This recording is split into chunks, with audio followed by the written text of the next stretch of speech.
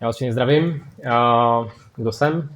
Jsem Petr Malík, team leader na projektech DPD, Ybox, jsem taky full stack developer, Questu figuruju 5 let, ale hlavně jsem milovníkem automatizací a chytrých nástrojů, AI obecně, lokální LMK používám primárně pro svoje osobní využití, ale který zlepšují pak i můj vlastní workflow a můžu se soustředit na to, co je nejdůležitější, jak už v korporátech, tak i ve startupech, a to je fokusovat se na samotnou business logiku. Jak na svých osobních projektech využívám LMK, tak je třeba automatická evidence své práce do Costlockeru, ale i jiných nástrojů. Používám to třeba i pro nějaké supportní tikety, které se mi automaticky klasifikují podle nějakého sentimentu, podle i nějaké kategorie bugu, jestli se jedná o finanční záležitost nebo o nějaký jako bug report softwaru a mnoho dalšího. Můžete se tady naskenovat QR kód a spojit se mnou na LinkedInu, pokud jsme se nesetkali teďka vlastně poslední hodinku, tak vám dávám ještě příležitost, že si můžeme napsat společně, třeba se někde sejít a pokecat o AI. Určitě sám budu rád, když se něco nového nachytřím, protože spoustu z vás jsem měl možnost se s váma poznat a myslím si, že máme tady docela silný background, co se týče LMek. Tak jo, jdeme na to, abych to nezdržoval. Já jsem si pro vás připravil, Radim už to trošku nastínil, měl jsem připravenou pro vás prezentaci, klasický textík a nějaký vygenerovaný AI obrázky, ale říkal jsem si, že to je celkem nuda, tak jsem tady ještě před hodinku před prezentací vyvibil takovou interaktivní vlastně prezentaci, na který vám vlastně nastíním, o čem to dneska celý bude, a doufám, že vás to bude bavit. Bohužel teďka v prvních 8 minutách si musíme projít teorii, abyste věděli, o čem to vlastně je, a některé ty terminologie dávaly vám smysl, až budeme si ukazovat vlastně samotné to demo. Tak, budeme se bavit o monitoringu, evaluaci, testování lokálních, ale i cloudových LLM modelů. Využijeme na to platformu Langsmith, není to dogma, je spoustu vlastně různých platform, které můžete používat, jako je Langfuse a podobně. Já jsem si vybral Langsmith, protože jsem s ním začínal a upřímně mám ho nejradši, ale to na konci ještě rozebereme, jaký jsou alternativy a proč já jsem si vybral zrovna Langsmith. Pak pojďme na to. První si musíme říct nějakou problematiku, proč vůbec chceme používat tyhle ty nástroje, tyhle ty platformy pro testování a monitorování. První problematika. Já doufám, že to dobře uvidíte, když tak se hlaste, kdybyste to neviděli. První problematikou je, že ty LLMka nejsou deterministický, vždycky vám vrací trošičku jiný response. Byť jako input ten požadavek od toho klienta je úplně stejný, tak ta odpověď od toho LLMka bude vždycky trochu jiná. Abych to nasimuloval, vždycky to vypadá nějak takhle. Zeptáte se, jaký je počasí v Praze, jednou vám to vyhodnotí správně, po druhý vám to dá prostě úplně něco jiného, po třetí vám řekne, že nemá přístup k datům, po čtvrtý vám řekne, že pršelo jsem v Paříži. Jo, jako není to úplně ideální, takže to je první případ, proč byste měli vědět, kdy vám to failuje, kdy vám to funguje. Druhá věc je taková, že přiznejme si, lokální LMka jsou i do dnešní doby takový black box. O čem mluvím? Já vám to trochu přiblížím, aby to bylo vidět. Dejme tomu, že chcete vytvořit už nějaký sofistikovanější systém, který vlastně orchestruje vícero LLM modelů a taky provolává různý ještě externí APIčka. A vy potřebujete vědět, co se vlastně v jednotlivých těch částech děje. Když to řeknu takhle, máte nějakou, dejme tomu, máte chat aplikaci, ve který user dá nějaký dotaz. Provolá se nějaká prompt template, kterou si definujete. Provolá to nějaký LLM, třeba lokální model, jako je Llama 3.2. Potom provolá nějaký APIčko nebo jakýkoliv tool, který si v kódu nadefinujete. Pak to s nějakým způsobem klasifikuje nebo kategorizuje a pak zadá úkol pro druhý LLMko, který udělá taky nějaký call, provede nějaké vyhodnocení a pak na konci máte nějaký retrieval, to znamená, že se podíváte nějakých vašich interních dokumentů a zkusí z toho najít nějaký kontext, který by mohl použít pro ten output. No a pak bude nějaký třetí LLMko, který slouží pro nějaký formát, který vlastně vykreslí na tom výstupu a z toho vám jde nějaký output parser. Pokud to nebudete monitorovat, tak vůbec nebudete vědět, co se vlastně dělo u prvního callu, u druhého ani u třetího. To je vlastně jedna z těch stěžejních toolů, který potřebujete, pokud orchestrujete jednotlivý vlastně ty LLM modely. No a poslední, taky velice důležitá věc je tichá degradace. Co to znamená?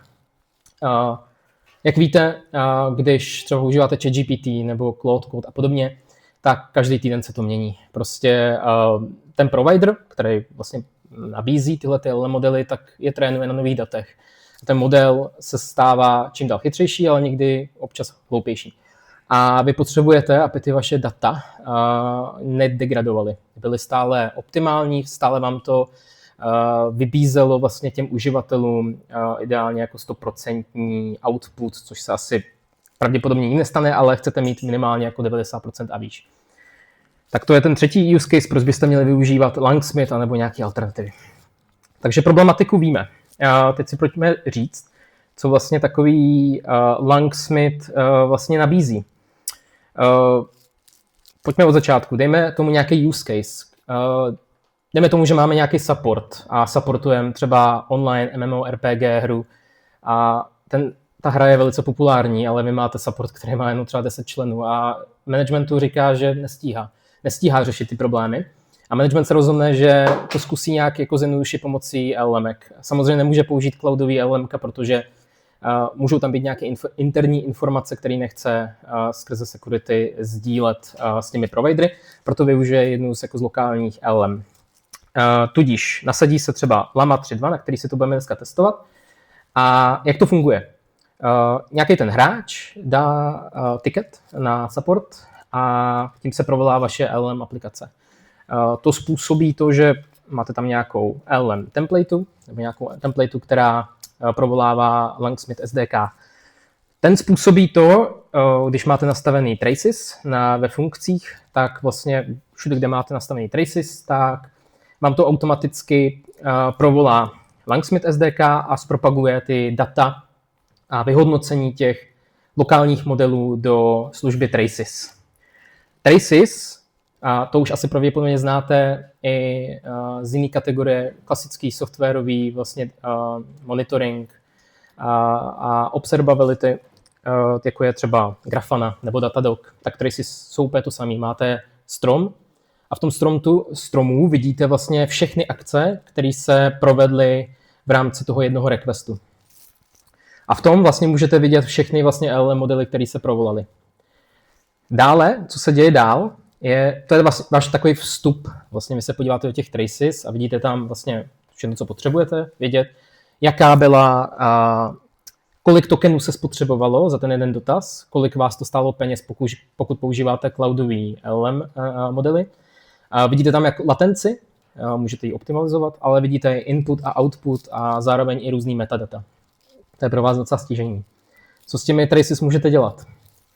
Tak za prvý se automaticky propagují do vašeho monitoringu, který slouží hlavně pro produkční nástroj, kde chcete vidět, že vaše LLM nedegraduje odstupem času. Dále to může sloužit k rozšiřování vašich datasetů. Datasety je prostě taková krabička, do které posíláte, dáváte různé exemply. Ty exemply jsou vlastně takový váš jako, jsou tam vlastně edge casey, ale zároveň i různý jako businessový pravidla, který to LLM musí vyhodnocovat. Je to vlastně source of truth. Další věc je playground, ten slouží převážně pro prompt engineery. Je to o tom, že vlastně vy se snažíte, hlavně zpočátku, když se snažíte udělat první verzi toho promptu, tak musíte udělat nějaké jako quick wins. A první věc, kterou určitě uděláte, je, že se snažíte ten prompt optimalizovat, přidat pár few shotů a podobně, aby ten prompt byl nejkvalitnější a poskytoval tomu LLM-ku co nejlepší kontext pro to, jak vyhodnotit ten jeho úkol. Poslední věc je annotation queue. Annotation queue je vlastně feedback loop. Je to taková fronta, ze který čerpají lidi tyhle ty vlastně traces, ty výsledky z toho LLMka, a snaží se je vyhodnotit, jestli byly správný nebo byly špatný. Je to vlastně nejlepší nástroj, jak vlastně vytvářet takový golden dataset. Golden dataset je vlastně váš jako nejlepší databáze exemplů, který vám slouží pro to, aby jste třeba trénovali to LLMko a nebo ho využívali pro nějaké testování. Dejme tomu, že vlastně vytvoříte novou verzi promptu a dáte to na code review. Spustí se automatická pipeline a s tím se vám pustí automatická evaluace na tom daném datasetu a zkontroluje, jestli všechny referenční outputy sedí. Pokud jo, tak víte, že ten prompt jste nerozbili nebo vám nedegradoval a můžete jít na produkce. Jdeme dál. Nekončíme. O evaluaci jsem říkal, slouží nám hlavně. Oni jsou vlastně dvě evaluace. Jedna offline, jedna online. Offline vám slouží právě pro pipeliny, ku příkladu, abyste testovali, že ta vaše aplikace funguje správně. Online evaluace slouží k tomu, abyste si vytáhli třeba 10% vašich produkčních traces a vytvořili si takový náhodný test toho, že ten váš model vlastně splňuje tu kvalitu, kterou jste si jako definovali. A poslední věc je Prompt Hub. Prompt Hub slouží k tomu, tam je databáze vašich vlastně promptů, který jste si vlastně ve vývoji uložili. Můžete verzovat, je tam commit, je to úplně stejný jako u Gitu, dost se tomu podobá. Tam vlastně můžete ukládat všechny vaše změny v rámci toho promptu, v kódu si to můžete poolovat, nebo to můžete taky z kódu pushovat do Prompt Hubu. V podstatě si můžete vytvořit i environments na DevStage Prod a podle toho pracovat s těmi prompty. Je to docela jako super nástroj. No a poslední věc, když to všechno spojíte dohromady a všechno jste pokryli, tak můžete nasazovat do produkce a můžete si být jistý, že budete vědět, co to vaše LLM dělá. Můžete ho trénovat, můžete ho vlastně přizpůsobit těm vašim biznesovým požadavkům. Poslední věc, kterou jsem zmínil, je, že Langsmith nabízí i alerting, který určitě pro vaše produkční aplikace bude stěžejní. A to je, že pokud zjistíte, že vaše kvalita těch výsledků se zhoršuje, nebo je tam příliš chyb z důvodu toho, když používáte třeba cloudový LMK a zjistíte, že je třeba vypadlý API, tak vlastně vyhodíte alert do PagerDuty, do Slacku nebo do nějakých custom webhooků, třeba přes e-mailovou komunikaci a podobně, abyste vlastně vytvořili nějaký critical alert. Tak, to je z té teorie skoro vše. A přejdeme asi na samotný ten demo. Já jsem tady nahoře měl ještě navbar a jak říkám, teď mi to najednou vypadlo, nevidím navbar a bylo tam spoustu jako důležitých informací, které jsem vám chtěl ukázat, nevím, proč to najednou vypadlo, ale to je prostě live coding a live sharing, prostě všechno se rozbije. 6krát jsem to testoval, všechno fungovalo, teď tady prostě nic nevidím. No nic, budeme se muset obejít bez toho. Tak jo, jak vypadá Langsmith? Tak na home vidíte nějaký dashboard, na kterým vidíte vaše tracingy, datasety, experimenty, prompty a tak dále. Čím bychom začali, tak je ten tracing. Jenom se zeptám, jestli všichni vidíte, nebo vám to mám zvětšit, zmenšit. Přiblížit, jo? Já budu přibližovat, jo? OK. Tak, jak jsem říkal, máme nějakou jako online hru, která má nějaký support a já jsem se rozhodl, že chci podle 3 kategorií klasifikovat svoje etikety. Za první mě zajímá sentiment, jestli je uživatel agresivní, nebo je v pozitivní náladě, nebo nemá žádné emoce.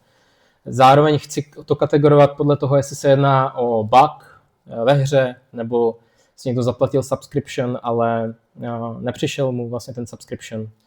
A je tam spoustu dalších ještě kategorií. A poslední věc, snad se na to vzpomenu, a tady možná rozkliknu jeden z nich, protože už to nepamatuju, pardon. Kategorie sentiment a ještě jeden jsem tam měl a to bylo, až se mi to načte, internet, jo, priority, jo, kvůli vytrigrování nějakých SLAček, pokud se jedná o kritický bug, tak chceme, aby to dev team opravil během 1 hodiny, ku příkladu. Tak, tracing.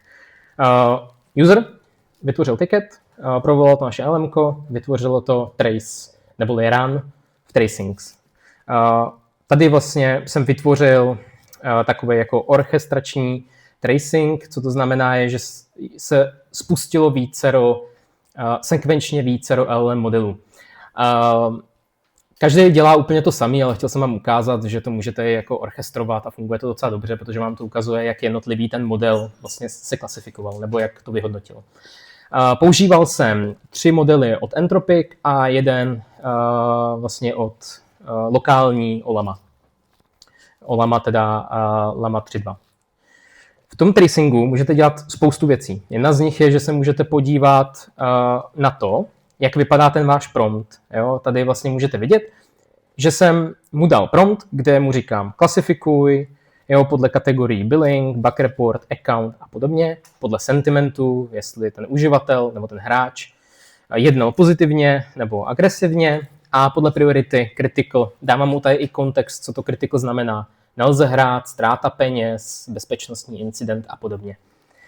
Pak jsem dal nějaký pravidla, protože chci, aby mi dával nějaký formát. Ten formát má být JSON. Říkám mu, že vlastně má vyplnit confidence, jak moc je jistý s tou odpovědí, kterou mi vlastně zašle do toho systému. Zároveň mu říkám, aby mi dal nějaký stručný reasoning. To je docela dobrá praxe používat. On vlastně díky tomu zjistíte, jak o tom přemýšlel, proč to takhle vyhodnotil. Dále je tady pravidlo, že premium hráč má vyšší prioritu. Nebo takhle, hráči nemají automaticky vyšší prioritu. OK, dobře. Berte to s nadhledem. Přece jenom i tohleto jsem vyvibil, takže ne vždy mám nad tím úplně plnou kontrolu. Nicméně, ta odpověď toho JSON formátu je takováhle. Já potřebuji, aby výhradně to bylo v tomhletom formátu. Cokoliv jiného je špatně. Tady jsem mu přidal ještě nějaký kontext pro rozhodování. Možná ti, co jsou zběhlejší, tak jste si možná všimli, že jsem nepoužil žádný rák. Jo, nemá to žádný jako dokument, ze kterého by mohl čerpat to LMko nějaký kontext, ale jenom z důvodu toho, že to chci dělat co nejjednodušší. Opravdu tady jenom prezentujeme, jak funguje Langsmith. Human, zde vidíte vlastně, jaký byl ten ticket, co vlastně napsal za zprávu. A tady v outputu vidíte, jak toto LMko vyhodnotilo. Vyhodnotilo to tak, že byl frustrovaný, šlo o billing a byl to kritický problém. Když se podíváte zprávu, tohle už je fakt absurdní. Koupil jsem si předměty v vašem in-game shopu. No, je to velký problém teda. Nepřišel mu balíček, který si koupil. Já bych možná vyhodnotil to, že ten level byl jako už spíše jako takový agresivní, ale dejme tomu, frustrated ještě docela dobrý.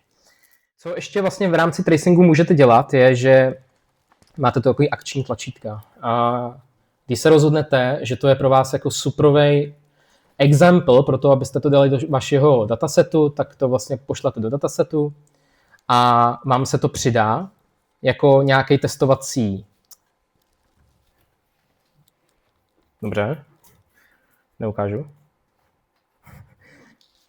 Chtěl jsem vám tady, jsem rozbil touchpad, OK. Teď to bude fungovat. Tak, tady vlastně si můžete vybrat, jaký datasetu to chcete dát a vyberete si, tady vlastně pak vidíte ten input, output, submitnete to a v tu chvíli je to součástí mého jakoby golden datasetu a můžu na základě toho používat tenhle ten trace nebo tenhle ten výsledek i vstup jako něco, na čem budu dál trénovat to LLMko. Proč to říkám? Protože vlastně ten dataset si můžete vyexportovat do CSVčka a můžete to používat pro fine tuning. Můžete na tom trénovat ten lokální model, můžete ho rozšiřovat. Můžete ho přizpůsobit vašim biznesovým požadavkům, což je do budoucna velice klíčový, protože dojdete do bodu, kdy vám nějaký jako lokální kontexty nebude stačit, páč jako ty LLM modely mají nějaký určitý kontext a když ho přesáhne, tak musíte využívat trochu jiné metody pro to, abyste s ním dále mohli pracovat. Co taky nabízí, je, že pošlete ten trace do feedback loopu. To znamená, že to pošlete k nějakému lidskému reviewerovi a ten vyhodnotí, jestli to bylo správný nebo špatný. Co ještě dále můžete dělat, že ten váš výstup můžete dát do playgroundu a hrát si s tím promptem, můžete si hrát i s tím výsledkem. Co tam můžete zkoušet je, že vy ten svůj trace provoláte třeba 50krát za sebou, abyste zjistili, jestli je to konzistentní nebo to není konzistentní. Pojďme se rovnou podívat do toho promptu, do těch prompts nebo do toho playgrounds, protože to je velice zajímavý. Já už tady mám nějakou verzi nahranou, jmenuje se to Ticket Classification, udělal jsem tady 3 commity. Tady můžete vidět, že používám lokální model. Je to trošičku triky, protože když vlastně do toho poprvé přijete do Langsmithu a otevřete si vlastně model configuration, tak vlastně vám to tady ten Langsmith nebude nabízet. Jo? Nabízí vám jenom ty cloudové modely. Je to z toho důvodu, že ten Langsmith se nedokáže připojit na váš lokální server. vy si vlastně musíte vytvořit nějaký tunel, na který se pak ten Langsmith připojí. A tady pak jenom manuálně napíšete, jaký používáte model, na kterým to chcete vlastně zkoušet. Provider bude OpenAI Compatibility Endpoint. Já na to používám ngrok, ale můžete používat třeba Cloudflare, Tunnel a podobně. Jo, je to jedno, co používáte, ale ngrok pro moje jako využití úplně naprosto stačí.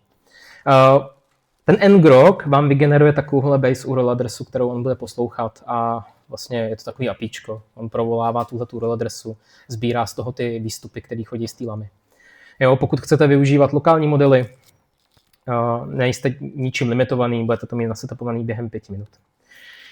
Tady vlastně vidíte, že jsem provedl 3 různé verze. A já vám ukážu, jak jsem k tomu přistupoval. Tato verze měla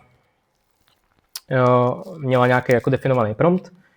A tady vlastně, když jsem si definoval nějaké hodnoty, protože vlastně vy tady vlastně definujete u toho human nějakou templateu, dáváte tomu nějaký IDčko, player name, player level a podobně a message.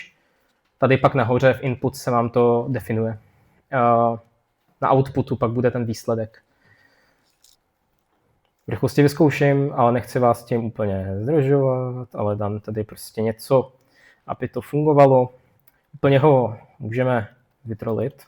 Teď jsem od kolegyně dostal informaci, že používám LOL, ale LOL prý už se v dnešní době jako moc nepoužívá, takže jsem už asi starý. Když to submitnu napíšu jenom ahoj, tak mi to vyhodí fail, protože nemám připojený ngrok. No nic, nebudu ho teďka připojovat, nebudu nás s tím zdržovat. Počítejte s tím, že vám přijde nějaký output a vy z toho můžete zjišťovat spoustu věcí, že vám vyhodnocuje ty výsledky špatně. Co vlastně prompt inženýři okamžitě udělají, je to, že se podívají na ten prompt, snaží se ho vyladit tak, dát mu větší kontext, aby přesně věděl, jak to má vyhodnotit. Co mně se stalo, je, že jsem byl úplně naštvaný. Fakt mě to jako všechno štvalo. Vyhlásil jsem úplně ten support, protože mi strhli peníze, já jsem nic nedostal.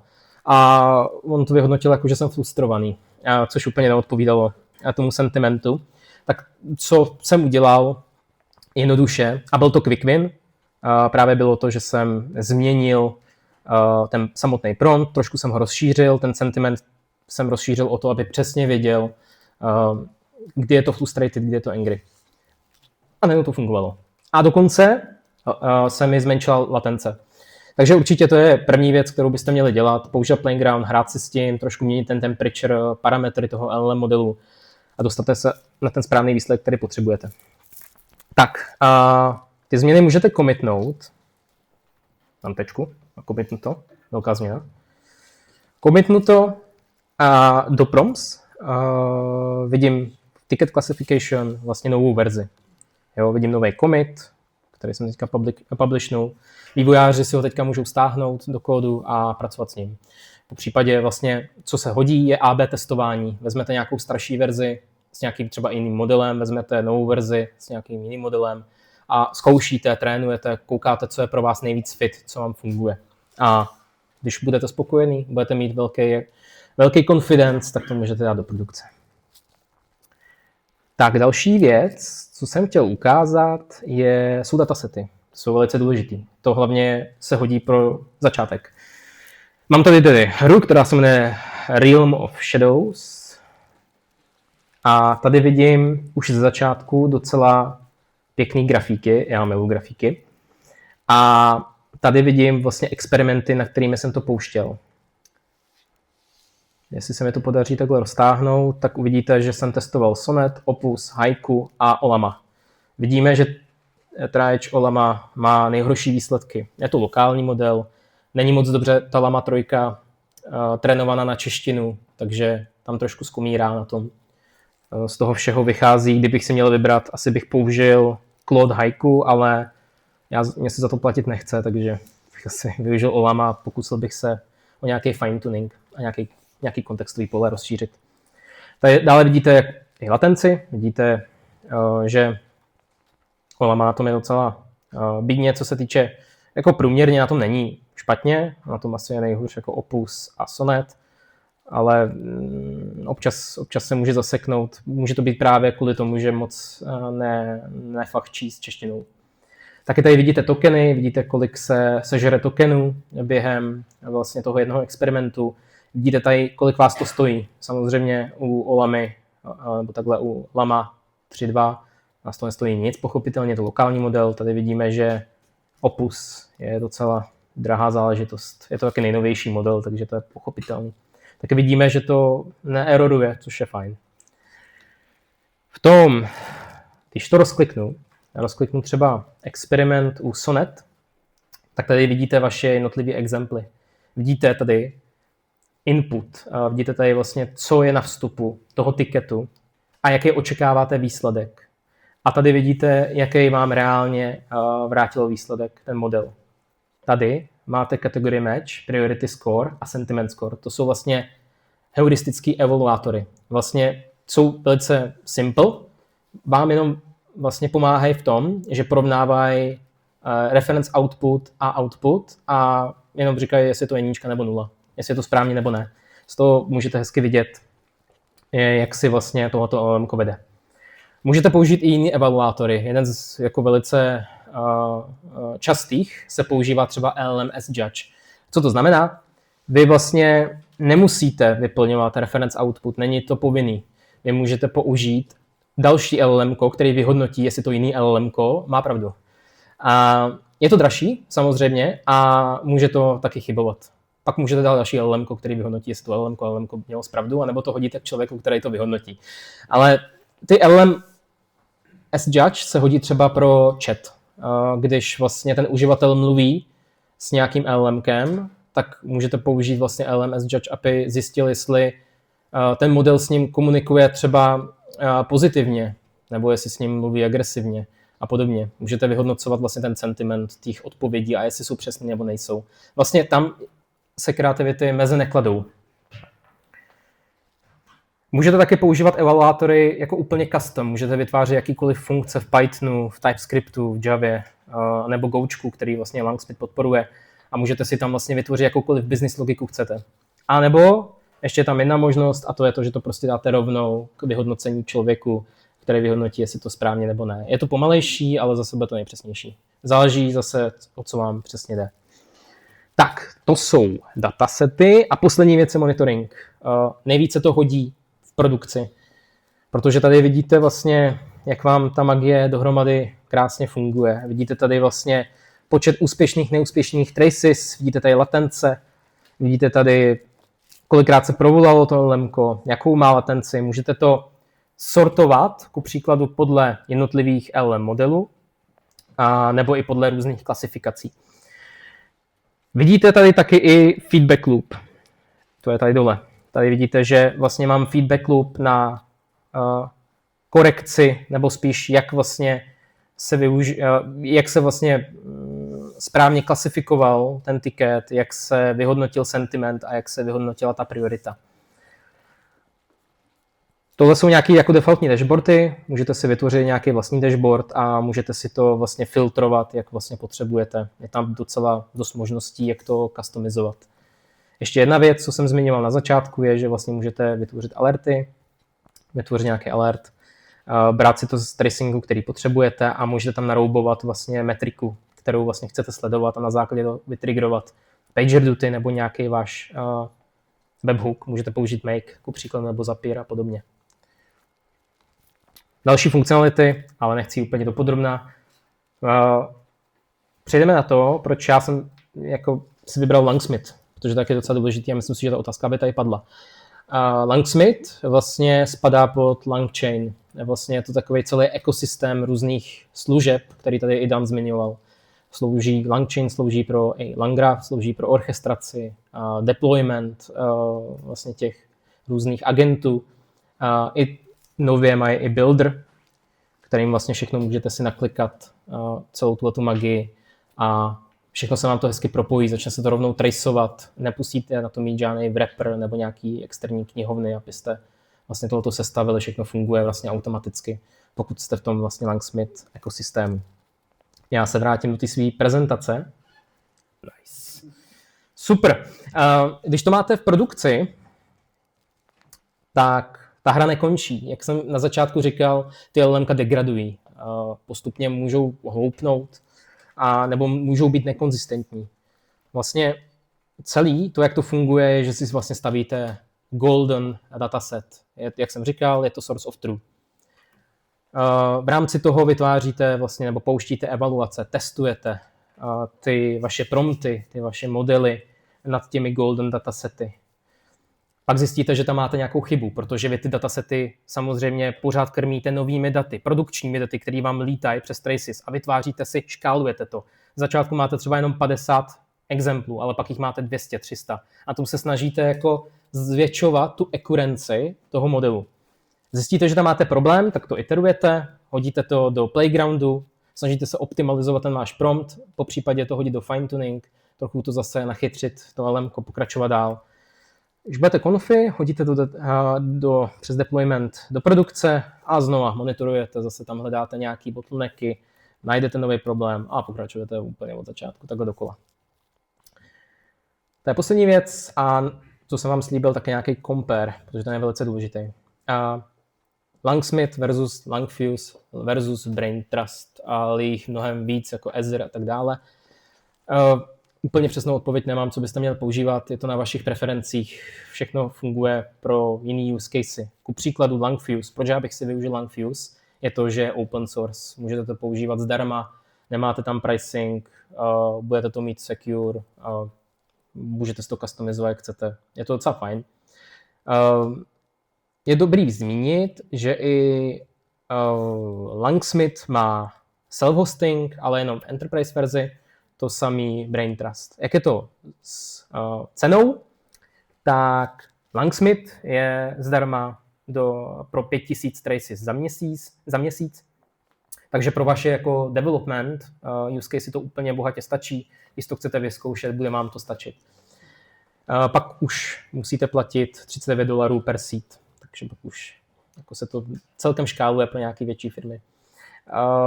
Ostatní modely jsou na tom trochu lépe, protože mají mnohem větší počet vlastně traceů nebo eventů, spans a podobně, tak jak to každý pojmenovává. Je ve free verzi trošku větší.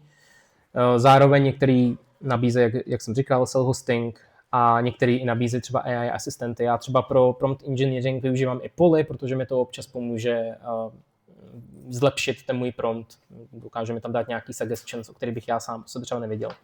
Já si myslím, že to je takhle za mě vše. Myslím, že jsem pokryl všechny casey, které jsem vám chtěl ukázat. Takže ve finále bych vám chtěl poděkovat za váš čas. Tady máte QR, kterým se dostanete na GitHub, na můj repozitář, kde můžete vidět přímo nějaký demíčko, na kterém si to můžete vyzkoušet. A není nic jednoduchého, než si Langsmith zkusit, pustit tu apku, hodit tam pár promptů, vidíte, jak se vám to bude samotným chovat. Máte tam i návod na ten ngrok, jak vytvořit ten tunel, krok po kroku. A máte tam ještě nějaké detaily. Máte tam i link na moji prezentaci, kde si to můžete ještě zrekápnout, o čem jsem tady dneska mluvil. Děkuji moc.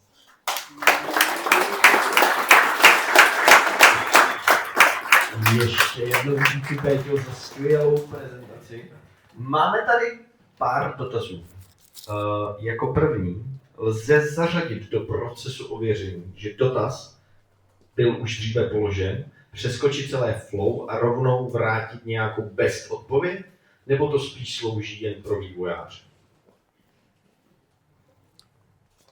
No, řekl bych, že vlastně můžete tam dělat cokoliv. Můžete to buď jako zahodit, nebo to můžete uložit do datasetu, nebo s tím pracovat i mimo vlastně Langsmith. Vlastně to, jak s těmi daty budete nakládat, je čistě jenom na vás.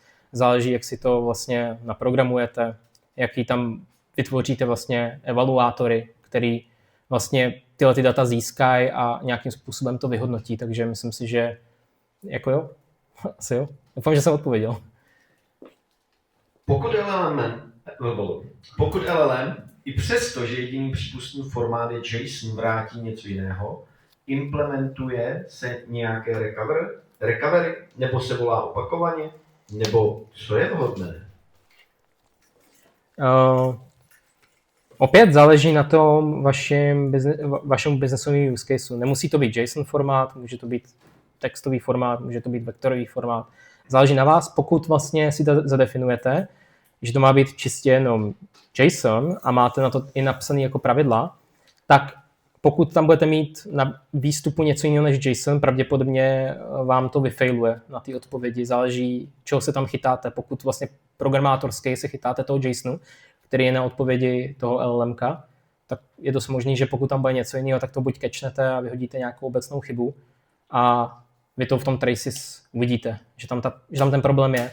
Uvidíte to v monitoringu, uvidíte to vlastně v traces, můžete s tím nadále pracovat. Víte, že v tom promptu máte nějaký problém a víte, že to máte optimalizovat, aby bylo pro to LLM jasný, s jakými daty má pracovat. A nebo můžete změnit jiný LLM model. Těch jako lokálních modelů je hrozně moc a vy ten nástroj můžete i použít zpočátku na to, abyste zjistili, jaký LLM pro vás nejvíc fituje, jaký je pro vás jako nejideálnější. Pokud, nevím, budete mít prompty v čínštině a použijete nějaký model, který je trénovaný v angličtině, tak vám to asi fungovat nebude. Dá se napojit monitoring na Grafanu? To je dobrá otázka. Popřemýšlím, nedělal jsem to, ale řekl bych, že ne. Ne teď. Všechno jde. Jako jo, všechno jde. Tak nabízí to webhooky, myslím si, že Grafana ano, taky podporuje, že může naslouchat nějakým webhookům, nebo může tam nastavit, máte nastavený APIčko, do kterého můžete pushovat nějaký tracy i do Grafany, takže myslím si, že, jak někdo řekl, teď už nevím, kdo to byl, ale nic není nemožné, takže měním svoji odpověď, říkám ano, ale nemám s tím zkušenosti. Máme ještě z řad publika nějaký zajímavý dotaz? K tomu Pairwise, to byl myslím Langsmithu, to prostě ten A/B klasifikátor. Tak mě by zajímalo, co se potom děje s tím feedbackem, protože ono to všechno je wrapper nad nějakým jako externím LLMkem, tak ten jako pošle zprávu, změní to systém prompt, nebo jako...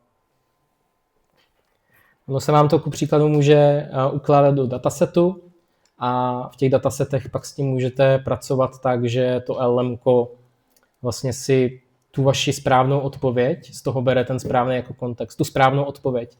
A on nad tím pak může i pracovat. Vy ten feedback loop, nebo tu správnou odpověď můžete použít i pro nějaké jako budoucí fine-tuning, tedy nějakým přechytračení nebo chytristiku toho LLM modelu, aby příště vlastně to vyhodnotil správně. Tak jak vlastně ten uživatel nebo ten reviewer řekl, že tohle to je lepší odpověď a používej tu lepší odpověď. Můžete i datasety a examply použít jako regresy, aby to mohl detekovat ty změny, co nejsou vidět v těch public modelech. Jo, to je skvělý dotaz a děkuji za doplnění, protože to je přesně jeden vlastně z těch klíčových use caseů, proč ty datasety vůbec tvoříme, aby jsme mohli na tom dělat jako různý regresní testy a testovat to, že jakoukoliv změnu, kterou uděláme na tu naši aplikaci, že nějakým způsobem nedegradovalo to vyhodnocení toho LLM modelu. Můžeme to ještě navázat na vlastně online i offline validace a tvorbu těch datasetů a regresních datasetů. Když už mám jako hojně využívanou produkci, mám 10 000 konverzací denně třeba, bankovní čety. A mám nějaký malý tým zákaznický podpory, který to jako prochází ručně. Mám nějaký proces, který odlejvá, řekněme, ty kritičtější, zachycený, podezřelý konverzace. Mm-hmm. Jo. Ale stejně prostě to jako nezvládají. Máte na to třeba nějaký jako best practice, jak tohle dělat, jestli si natrénoval třeba nějaký model, který mi, já nevím, zachytí různý jako rubriky, špatný sentiment, podezření na špatnou odpověď z knowledge base, jo? Mm-hmm. Neodpovídá nějaký golden prostě truth, ground truth a podobně. Jo, děkuji za dotaz. Je to něco, co jsem nezmínil, ale Langsmith to podporuje, takže děkuji za doplnění a můžeme si to rovnou ukázat. Langsmith, ale myslím si, že i jiné platformy to podporují, ale máte tady možnost automatizace. Co to znamená, je, že vlastně já tady mám napojený feedback loop a vy tady vlastně můžete vytvořit filtry. A jaká je praxe, nebo jak já to používám, ne tolik produkčně, protože nemám tolik jako traces na produkci, ale vy můžete udělat, nebo můžeš udělat to, že všech 10% traces pošleš rovnou na feedback loop.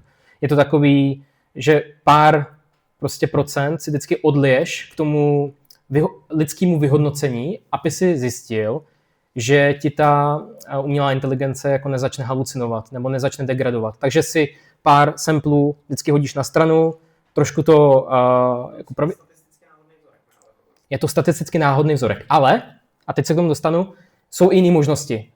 Dá se filtrovat i podle jiných věcí, podle latence. Pokud vlastně latence je vysoká, rovnou to hodíte k prověření. Pokud je tam nějaká error message, hodíte to prověření. Zjistíte, že z feedbacku vám přišla špatná odpověď, jakože to vyhodnotilo to LM špatně, hodí se to zase někam dál. Automaticky to můžete dát kamkoliv chcete. Můžete se tam nastavit jako action, jako jakýkoliv webhook, který vy chcete. Můžete si tady zvolit endpoint a tohle je to, co vám přijde na tom endpointu. Můžete si to jako odlít kamkoliv chcete. Třeba i do té grafany vlastně. Tady máme tu odpověď na tu grafanu. A tady vlastně máte ten sampling rate, jo? Kolika vlastně všech těch traces nebo čeho všeho se to bude týkat. A samozřejmě je možné to naroubovat úplně na všechno. Na chyby, vysokou latenci, vysokou cenu, spoustu spotřebovaných tokenů a tak dále.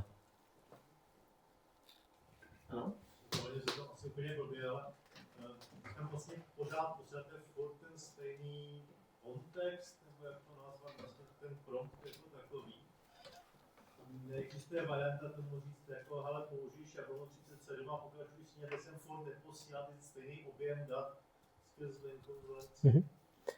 Jo, záleží, jakou nad tím budete mít nadstavbu. Vy můžete klidně udělat pro nějaký use casey, teď mě asi žádný nějaký nenapadá, ale ten systémový prompt, nad ním si můžete udělat nějaký klasifikátor, nějakou funkci, která vyplní ten systémový prompt. A na základě toho se vám pak jako vyhodnotí, nebo pošle se to pak na to LLM, který vyhodnotí ten input a pošle vám ten output. Nemusí to být statický, můžete to udělat dynamický, ale teď zrovna mě nenapadá use case, na který bych to použil, ale určitě se něco najde. Ale já jsem vždycky použil ty statický.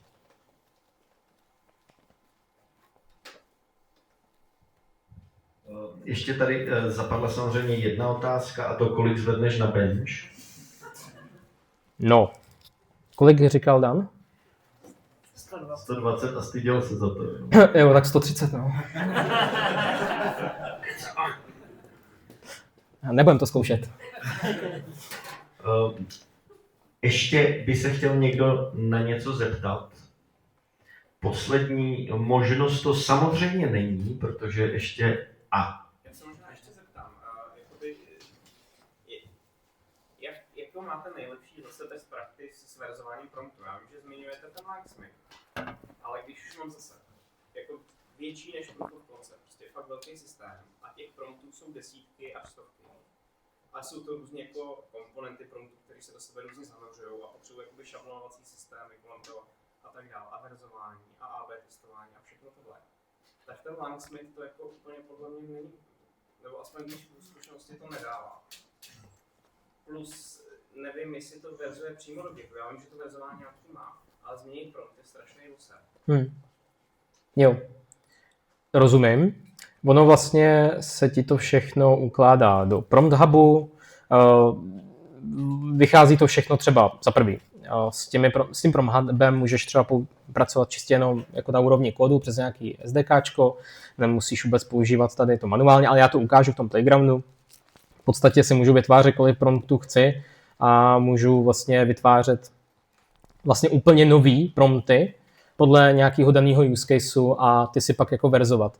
Já jak pracuju na tom verzingu a teď mě nechytejte za slovo, protože můžou být i jiný lepší způsoby, ale já používám tagování.